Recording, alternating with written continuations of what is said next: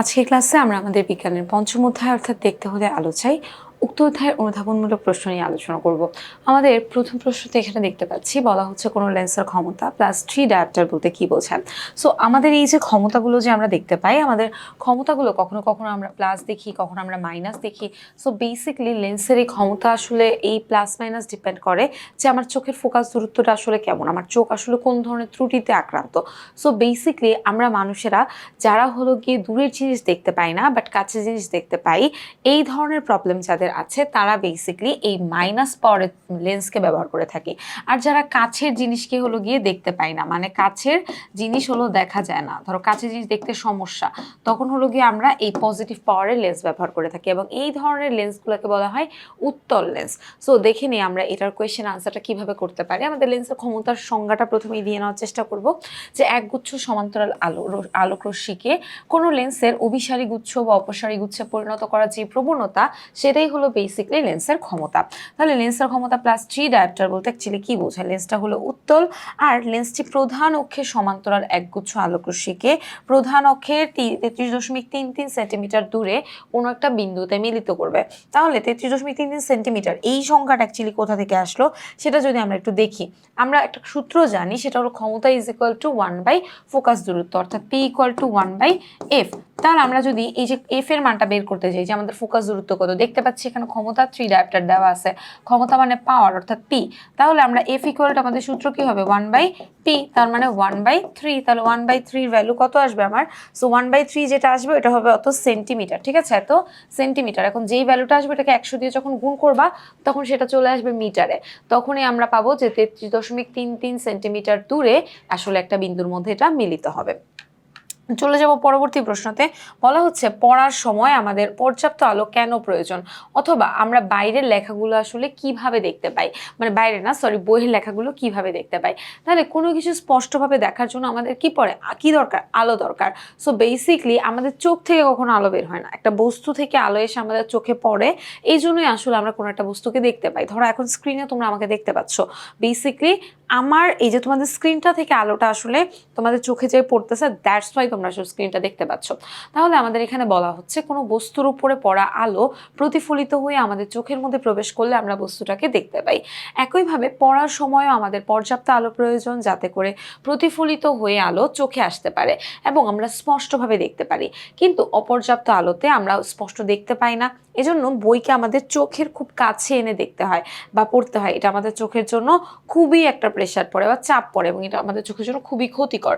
So আমাদের দীর্ঘক্ষণ অল্প আলোতে পড়লে চোখে আসলে বড় ধরনের সমস্যা দেখা দিতে পারে। তাই আমাদের চোখ সুস্থ রাখার জন্য পড়ার সময় পর্যাপ্ত আলো দরকার। চলে যাব পরবর্তী প্রশ্নতে। বলা হচ্ছে স্পষ্ট দৃষ্টির ন্যূনতম দূরত্ব 25 সেন্টিমিটার বলতে কি বোঝায়? আমরা এটা এমসিকিউতে অন্যান্য জায়গায় দেখি যে খুব বেশি এসে থাকে যে স্পষ্ট দর্শনের নিকটতম দূরত্ব বা ন্যূনতম দূরত্ব 25 সেন্টিমিটার, তাই না? তাহলে আমাদের এখানে এটার উত্তরটা আমরা কিভাবে লিখতে পারি যে কোনো বস্তুকে চোখের যত কাছাকাছি নিয়ে আসা যায় বস্তুটি তত স্পষ্ট দেখা যায়। ধর আমি পেনটাকে এত দূরে রাখছি, যত কাছে আনবো আমি তত কি হবো, এটাকে ক্লিয়ার দেখতে পাবো। বাট একটা সময় আসে না, ধরো তুমি নিজে তোমার হাতের পেনটাকে নিয়ে দেখো, যেটাকে আরো খুব যদি যখন কাছে নিয়ে আসবে তখন তুমি আর এতটা ক্লিয়ার দেখতে পাবে না। সো এটাই আসলে কিন্তু লক্ষ্যবস্তু চোখের কাছাকাছি একটা নির্দিষ্ট দূরত্ব অপেক্ষা কম দূরত্ব অবস্থান করলে তার চোখ স্পষ্টভাবে দেখতে পায় না। সো আমাদের বেসিকলি চোখের সাপেক্ষে সব থেকে নিকটের যে বিন্দু পর্যন্ত চোখ লক্ষ্যবস্তুকে বিনা শ্রান্তিতে, মানে কোনো প্রবলেম ছাড়াই স্পষ্ট দেখতে পায়, তাকেই বেসিকলি স্পষ্ট দৃষ্টির নিকট দূরত্ব বলে। সেটা হইতে পারে ধরো তুমি এখানে দেখতে পাও, ঠিক আছে, তাহলে একদম ক্লিয়ারলি দেখতে পাও যেই বিন্দুটাতে, ওইটাই হলো তোমার স্পষ্ট দৃষ্টির নিকটতম দূরত্ব। এবং চোখ থেকে ওই বিন্দু পর্যন্ত যেই দূরত্বটা, ওই দূরত্বটুকুকে বলা হয় স্পষ্ট দৃষ্টির ন্যূনতম দূরত্ব। সো আমাদের স্পষ্ট দৃষ্টির ন্যূনতম দূরত্ব 25 সেন্টিমিটার বলতে অ্যাকচুয়ালি বোঝায় যে চোখের সাপেক্ষে 25 সেন্টিমিটার দূরত্ব পর্যন্ত চোখ আসলে লক্ষ্যবস্তুকে বিনা শ্রান্তিতে অর্থাৎ কোনো কষ্টবিহীনভাবে আসলে সে দেখতে পাবে এবং চোখ থেকে ওই লক্ষ্যবস্তুটার দূরত্ব হবে 25 সেন্টিমিটার। আমাদের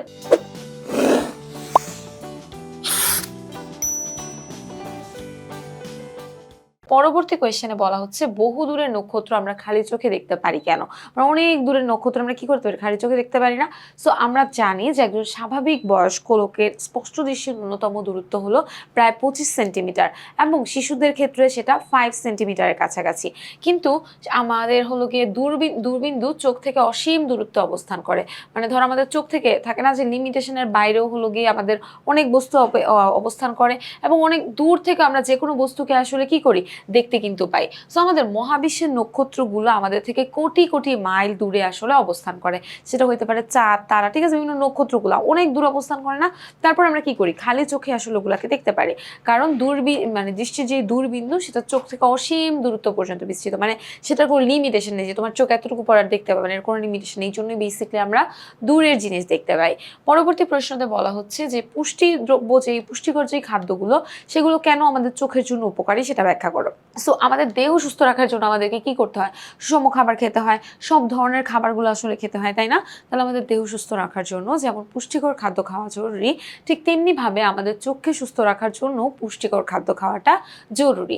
কারণ পুষ্টিকর খাদ্য বিশেষ করে ভিটামিন এ, সি, ই এই সমৃদ্ধ যে খাবারগুলো আছে, ফ্যাটি অ্যাসিড যুক্ত খাবারগুলো আছে, জিঙ্ক সমৃদ্ধ খাবার, গাঢ় সবুজ শাকসবজি এবং বিভিন্ন ফলগুলো আমাদের চোখের জন্য খুবই ভালো। এই ধরনের খাদ্য আমাদের চোখকে রোগমুক্ত রাখতে সাহায্য করে। তাছাড়া পুষ্টিকর যে খাদ্য এগুলো আমাদের চোখের যে দৃষ্টিশক্তি সেটাকেও বাড়ায়। এই সকল কারণে আমাদের পুষ্টিকর খাদ্যটা চোখের জন্য জরুরি। পরবর্তী 14 নম্বর প্রশ্নে বলা হচ্ছে কিভাবে হ্রস্বদৃষ্টি বা ক্ষীণদৃষ্টিকে আসলে দূর করা যাবে, মানে এটাকে আমরা কিভাবে দূর করতে পারি।